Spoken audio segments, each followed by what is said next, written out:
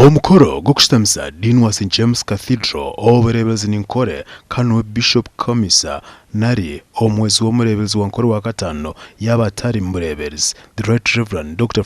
Mwesigye Associate Professor hati gwatandika shaisha zakasheshe akashoze ruharo orembo n'Mbarara. The very Reverend Canon Nathan Mwesigye nyindaira kumanimpa omukuru w'ihanga ekitinisa n'abamuhungurira nkokobereza bibiri ruhanga akwasati. Omureeberezi bwa Ankole omukorogo yanahweroho Diocesan Secretary bashtamisa the very Reverend Canon Nathan Mwesigye.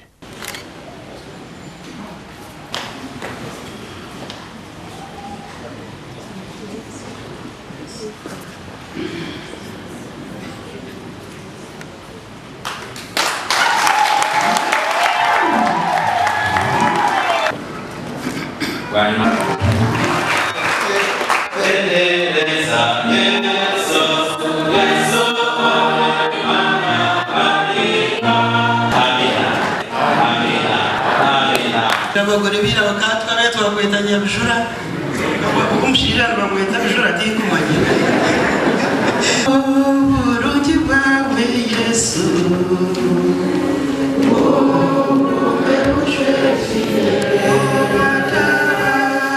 ogu yabadini wa mwenda Obureeberezi bwa Ankole aha myaka 51.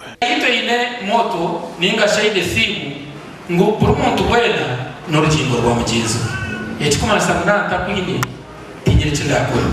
The very Reverend Canon Nathan Mwesigye yahiga ibyarukwenda gukora nabyo yayongera okubigambaho. Umunonga no kureba mu cathedral yabuge kitinisa cyayo icyo bwarahanga bwitu rahanga atungurwe ite tukaracha hasi kama rahanga asima ubuhereza bwawe asima ukwihayo kwawe kumenya rahanga no kwetisa rero apereze musha sima rahanga bwa very Reverend Mwesigye obushobozi bw'eni kumanya mukache na baharunabireza nyabushyo wabo yabagambira bakarimu babayaha.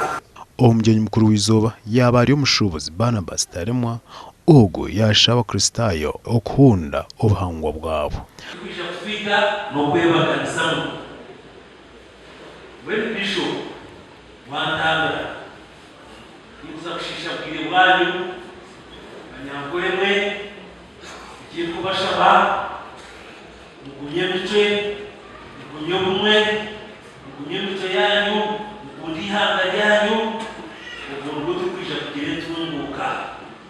Ombyafayo by'Obureeberezi bwa Ankole ababiro ba dini ba St James Cathedral amwenda bityo tugambaho harimo Reverend Canon William Bamutungire owakoze imyaka 12, Reverend Canon Semero Mushija hati orukushasha owakoze imyaka 10, Reverend Canon Gasho Kamondo ogakiruho kandi yabara mukoro akakora imyaka 9, Reverend Herbert Begumya nawe okoze imyaka 9 ogunwahereza kuhumura, Reverend Canon John Karagiro hato mugenzi ogu wakakora imyaka 4, Reverend Canon Amos Magezi akakora imyaka 3, Reverend Canon Ganafa Elizoba yabarogo akakora imyaka 2, Reverend Canon Kamomo yakora umwaka gumwe hati owayemeku ni Reverend Canon Nathan Mwesigye owahereze amezana kadin amyaka 51.